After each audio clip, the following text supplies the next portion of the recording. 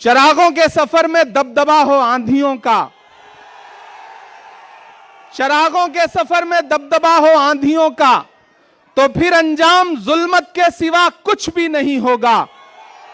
यह दुनिया नफरतों के आखिरी स्टेज पर है, इलाज इसका मोहब्बत के सिवा कुछ भी नहीं होगा।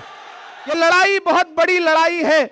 यह लड़ाई अगर आपको लगता है कि सिर्फ चुनावी लड़ाई है तो आप गलतफहमी के शिकार हैं। एक तरफ वो ताकतें खड़ी हैं जो नफरत के साथ खड़ी हैं और एक तरफ वो ताकतें हैं जो मोहब्बत के साथ खड़ी हैं। ये इंद्रलोक है। मैंने देखा है, मैंने वो विजुअल देखे हैं कि यही आपके सामने इबादत करते हुए एक इंसान के पैर पर किस तरह से लात मारी गई थी। ये वो सरजमीन है कि जहां पिछले 15 साल से सदर बाजार के लोग, शहजादा बाग के लोग, इंद्रलोक के लोग कब्रिस्तान मांगते रहे, लेकिन कब्रिस्तान के नाम का वादा करके आपसे वोट तो लिया गया, लेकिन केजरीवाल कभी यहां झांकने नहीं आए। वो कब्रिस्तान आज भी इंतजार कर रही है। ऐसे में मैं आप सबसे कहना चाहता हूं मेरे भाई, बताएं आज शहजादा बाग के लोग मुझे बताएं, इंद्रलोक के लोग मुझे बताएं और खास तौर से मेरे अपने समाज के लोग मुझे बताएं कि जब यहां पर नमाज पढ़ते हुए इंसान को लात मारी जा रही थी, जब वहां संभल में लाशें बिछाई जा रही थी, जब हाथरस में एक दलित बिटिया का बलात्कार हो रहा था, जब मणिपुर में माएं बेटियां बिना कपड़ों के परेड कराई जा रही थी, तो निकला था कोई केजरीवाल कुछ बोलने के लिए? निकला था कोई केजरीवाल? निकले कोई नरेंद्र मोदी कुछ बोलने के लिए? नहीं निकले ना। कौन निकला? संभल में कौन खड़ा था? हाथरस में कौन खड़ा था? मणिपुर में कौन खड़ा था? कन्याकुमारी में कौन खड़ा था? कश्मीर में कौन खड़ा था? जब दिल्ली जल रही थी तो कौन खड़ा था? अगर आपके हर मुद्दे पर राहुल गांधी खड़ा है तो फिर वोट अगर किसी बहुरूपिये को देंगे तो ये आप अपने जमीर के साथ नाइंसाफी करोगे। और आपसे यह कहने आया हूं कि याद करो 2013 की दिल्ली, याद करो 2014 की दिल्ली, जब एक नाटक शुरू किया गया था यहां पर और आरएसएस के लोग, भाजपा के लोग पीछे से उस नाटक की पैरवी कर रहे थे। सारा स्पॉन्सरशिप आरएसएस कर रही थी और जब सरकार बन गई, राजनीति में आ गए तो आज सब गायब हैं। मैं तो पूरे देश में जाके शेर पढ़ता हूं कि भारत मां की आंख के तारे कहां गए, भारत मां की आंख के तारे कहां गए, आरएसएस के राज दुलारे कहां गए, अच्छे दिनों की तरह उन्हें भी खोज रहा कोई, बताए अन्ना हजारे कहां गए? सब गायब हो गए और ये बहरूपी अपने शीश महलों में घरों के अंदर दुबक के बैठ गए।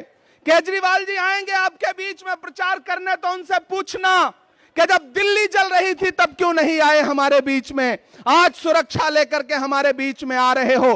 केजरीवाल की खांसी बंद हो गई, पूरी दिल्ली को खांसी आने लगी। और अकलियत के लोगों, खास तौर से मेरी एक बात सुनना और जाना, तो रात को जब सोने लगना अपने तन्हा कमरों में तो याद करना कि एक 35-36 साल का लड़का आया था, एक बात कह करके गया, आप पिछले 3 बार से केजरीवाल को वोट देते आ रहे हो, लेकिन जब जब आपको जरूरत पड़ी केजरीवाल कहीं नजर नहीं आए। क्यों? क्योंकि उनको पता है कि आप थोक के भाव वोट दे दोगे। मैंने एक फिल्म देखी थी, उस फिल्म में एक डायलॉग था कि आग को पानी का डर बना रहना चाहिए। आपने वो डर खत्म कर दिया। आपने उनको यह एहसास दिला दिया कि आप दिल्ली दंगों पे बोलो या ना बोलो, हम तुम्हें वोट देंगे। आपने एहसास दिला दिया कि जब बिल्किस के बलात्कारी रिहा किए गए और मीडिया ने मनीष सिसोदिया से पूछा कि आप क्या बोलोगे, तो उन्होंने माइक अपने सामने से हटा दिया, लेकिन फिर भी आपने उन्हें वोट दिया। आपने उन्हें एहसास दिला दिया कि आप संभल में लाशें बिछी रहेंगी, आप नहीं बोलोगे, हम फिर भी आपको वोट देंगे। और दलित भाइयों, आपने एहसास दिला दिया कि हाथरस में दलित बिटिया के साथ बलात्कार हुआ, अरविंद केजरीवाल कुछ भी नहीं बोलेंगे, लेकिन फिर भी आप उन्हें वोट देंगे। यह भ्रम तोड़िए, उन्हें एहसास दिलाइए कि आग को पानी का डर बना रहना चाहिए। वो डर जो खत्म हुआ है उसे 5 फरवरी को फिर से पैदा करिए। मेरी आंखों के सामने जो नई नस्ल खड़ी है, तमाम बुजुर्ग यहां बैठे हैं। मैं बहुत दिन से सोचता था कि कभी आपके बीच में आऊंगा और आपसे मुलाकात करूंगा, आपसे थोड़ी देर बात करूंगा, लेकिन मौका भी मिला है तो एक चुनावी मौके पे आपके बीच में आया हूं और भाई अनिल भारद्वाज जी की आवाज पर आपके बीच हाजिर हुआ हूं। हमारे अल्पसंख्यक विभाग के प्रदेश चेयरमैन अब्दुल वाहिद कुरैशी साहब का इसरार था कि आपको हाजिर होना है। मेरे भाई, आप पिछले 3 घंटे से यहां पे मौजूद हैं, मुझे पता है, और हमसे 3 फीट 4 फीट नीचे बैठे हुए हैं, हम स्टेज पे बैठे हुए हैं।